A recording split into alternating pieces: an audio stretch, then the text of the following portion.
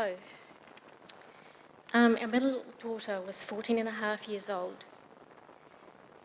She had been diagnosed with ADHD. She had a boyfriend who had recently been expelled from school. He was having problems at home, and a social worker came and asked us to have him for the night so that problems could be sorted out. We did this. He stayed the night in the sleep out. Little did we know that this act of charity and helping out Sif would have such an impact on our family. On Monday, our daughter had a friend help her pierce her nose in the girls' school toilets. I was not impressed and went and picked her up from school. We got an appointment to see the deputy principal for the Wednesday. But on Tuesday, our daughter ran away to her boyfriend's home.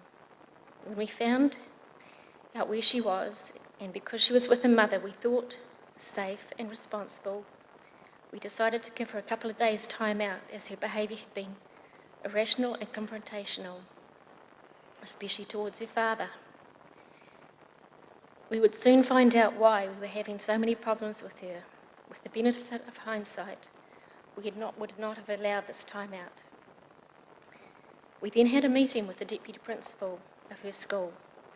When we informed him of our daughter's running away and that she was staying at the family's home for a couple of days, the deputy told us of concerns he had with his family, and this was turning into a nightmare. Due to this, we contacted the mother of her boyfriend and said we wanted our daughter back home. The mother made no contact with us, and despite having our daughter there, she did not return. I phoned the police, who said to come down with a photo. When we got there, a bombshell was dropped, and we found out our daughter and the boyfriend's mother had just been in filing abuse charges against her father. This was so unexpected. We had to give statements and then go to SIFs. We saw the social worker who dealt with the boyfriend's family,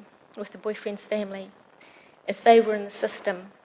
We were told that we should not try and get a daughter removed from the boyfriend's place, as then it was likely the accusations would get worse and they would remove our other two children from home. This threat traumatised us and made it difficult for us to make any decisions and demands as parents. He also told us that the only reason why they hadn't already removed the other children was because a social worker had seen us a couple of months before when he'd come to our home when the boyfriend was having problems in his own home and asked him to stay with us. The social worker at that time acknowledged that we were a good family.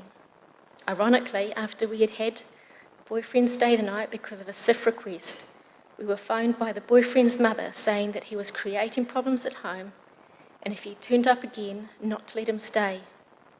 And of course, we complied with her request. The abuse charges were investigated by SIFs and the police.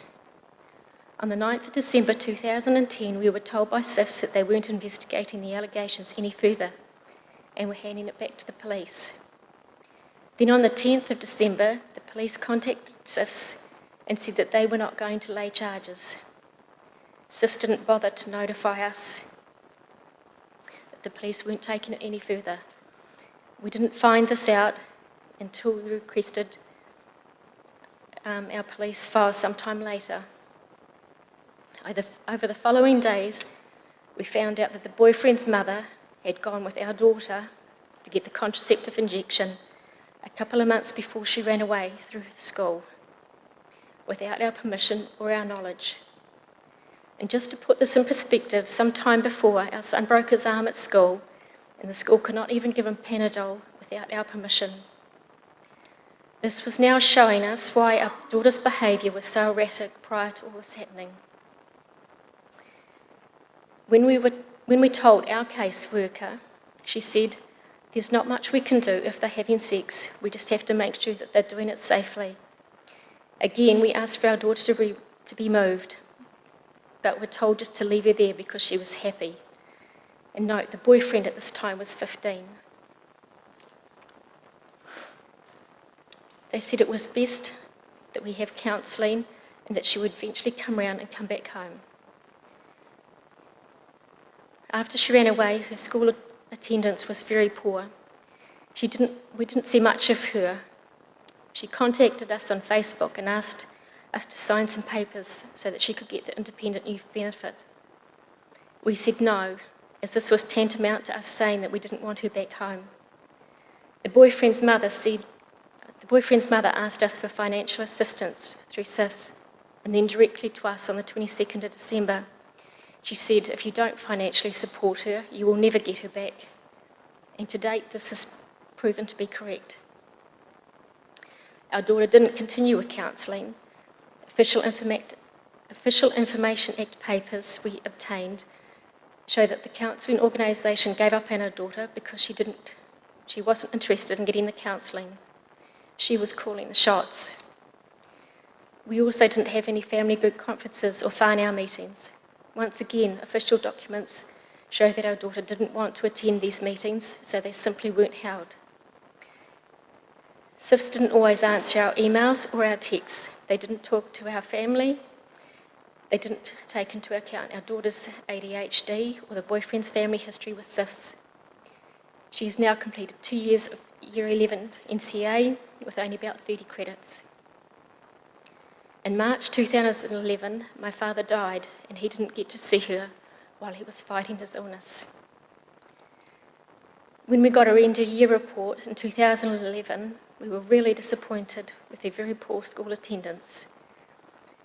Yet the school had expressed no concern to us of this lack of attendance. They had notified SIFS, who did nothing. We believe that IRD were making payments either to the boyfriend's mother or to our daughter. Official Information Act requests to IRD show that IRD stopped paying us the Working for Families for our daughter from the date she ran away, and this was based on third-party information, which was most likely the boyfriend's mother. We also made an Official Information Act request to the Ministry of Social Development to find out what payments were being made to our daughter, such as the independent youth benefit. We were told that our now 16-year-old daughter's privacy outweighed our right to know. In late 2012, her boyfriend's brother, the boyfriend, and others were involved in a burglary spree lasting about 6 months. Her boyfriend got home detention, where our daughter was living, and SIFS did not have a problem. Our daughter was safe, according to SIFS. In November 2013, we put a written complaint to the SIFS department. A month later, we had a meeting with a person from that department. She was supportive and seemed to agree with a lot of our complaint. In February 2014, we had a second meeting with the same person. This time she was on the attack. It was our entire fault. And we've seen nobody since then. I emailed a couple of times in 2014 and were told that they've been forwarded on. I have sent approximately 5 emails this year and have had no responses until I asked why. They emailed me back and said that I would hear from them soon. And that was in April 2015, and I've still not heard anything. To date, we have slight contact with our daughter. She is still living with her now ex-boyfriend's mother and has just had a baby. To the ex-boyfriend who was living in the same house with his new girlfriend. So now another life has been affected by all this. And we've just found out that a few months ago he threatened to kill our daughter and grandchild. This has taken its toll on our family emotionally and financially. It will never be the same again. We've missed nearly 5.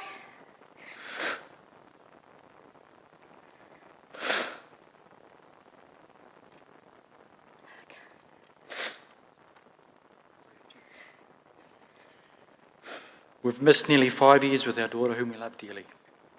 It leaves us as parents disillusioned. What right does another parent have to take your child to get on contraception? What right do the medical profession have to give it without parents' consent? Why are we not able to do anything about 2 14-year-olds having sex? How can SIFS turn your whole family upside down and when they find out that there is no grounds for the made-up claims of abuse, not make sure the child returns home.